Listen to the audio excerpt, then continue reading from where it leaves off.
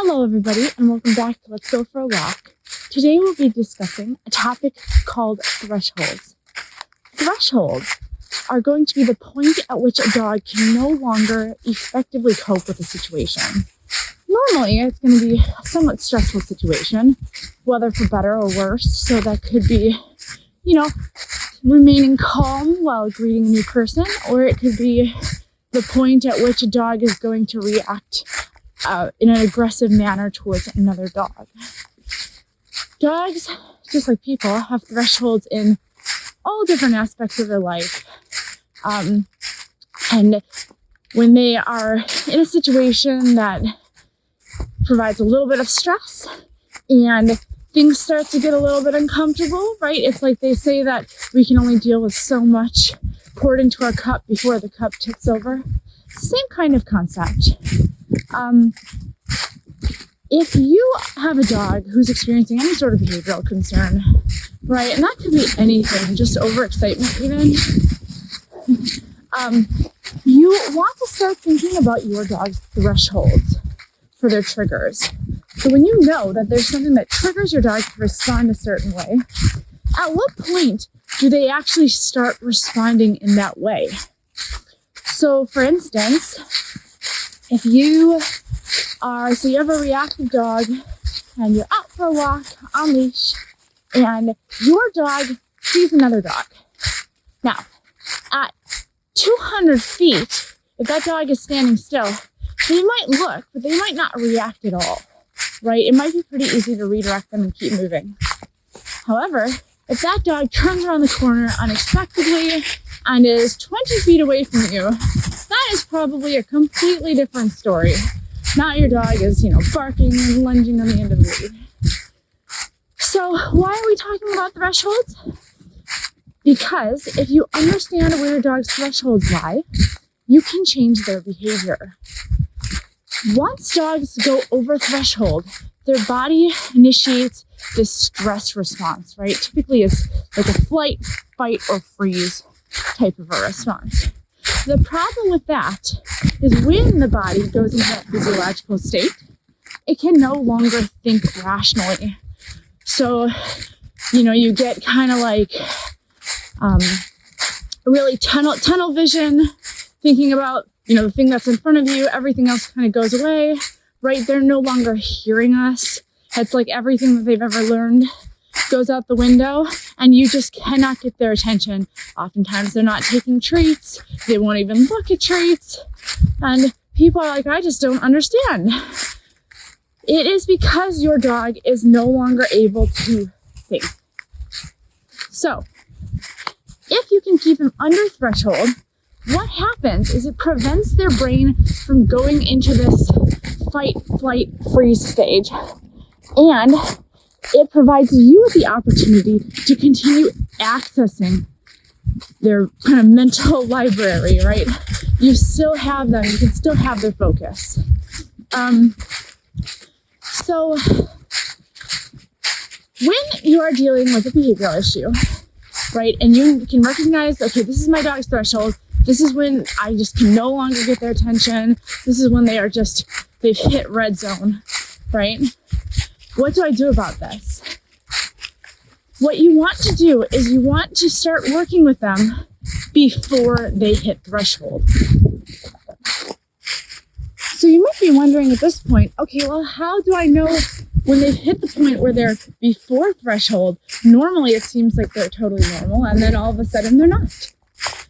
If you watch very, very carefully, your dog will demonstrate certain body language signals to you. That means they're starting to get a little bit stressed.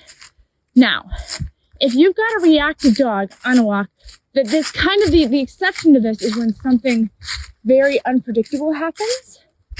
I do not know what they found there, but it looks very interesting.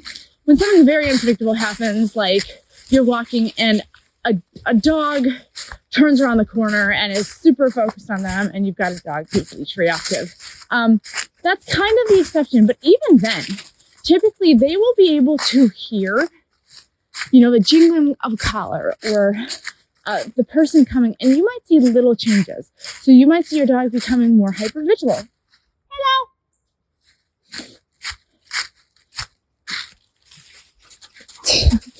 you might see your dog becoming a little more hypervigilant. You might see them start, demonstrating some stress signals like lip licks or a paw raise or yawning, or they might be shaking off their body.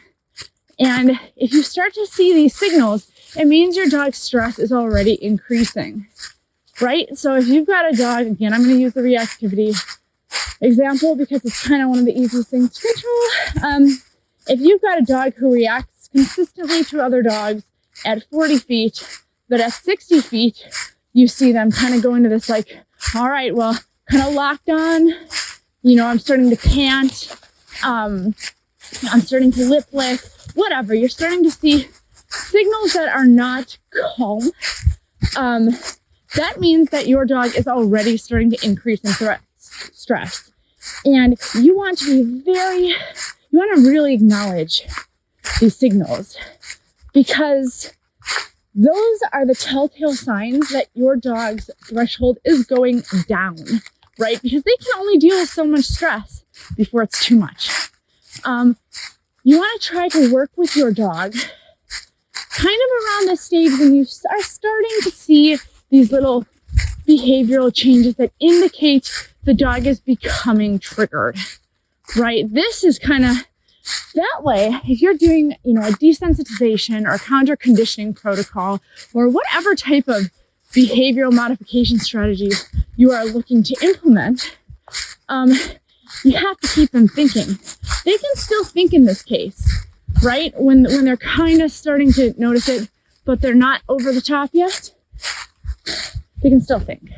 So you want to find this kind of sweet spot and start working with them here.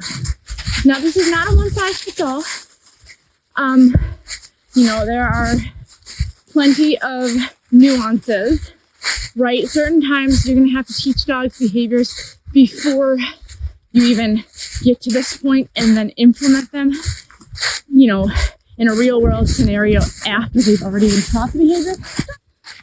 So now you kind of know what your dog's telltale signs are before they're going to respond with some kind of large behavioral outburst. And then what do you do?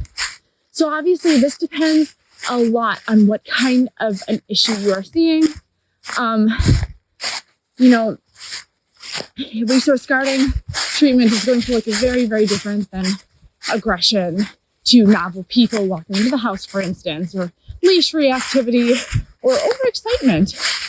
It'll all look very different. But at this point, when you know what your dog's signs are, and actually speaking of which, resource guarding, it's going to look a little bit different. So I'm talking a lot about reactivity, but this is another big topic that a lot of people deal with. If your dog is a resource guarder, there are 100% signals that they will oftentimes give you before they respond with biting or growling or lip rolling. And a lot of times these behaviors, if they already have access to the resource, are going to be, putting their head low down over the object or their food. Their muscles will tense up a lot.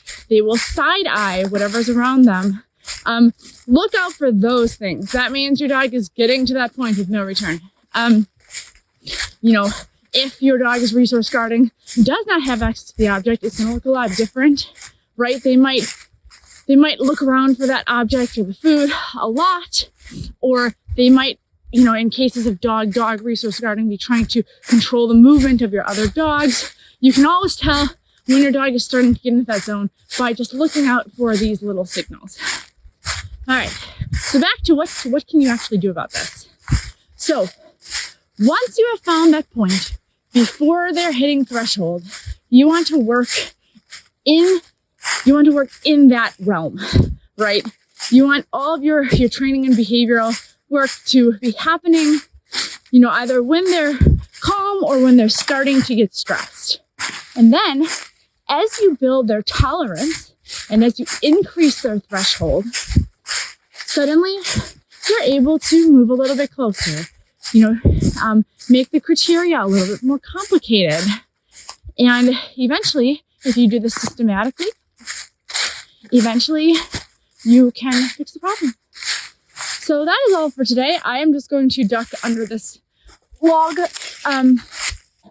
But that is all for today.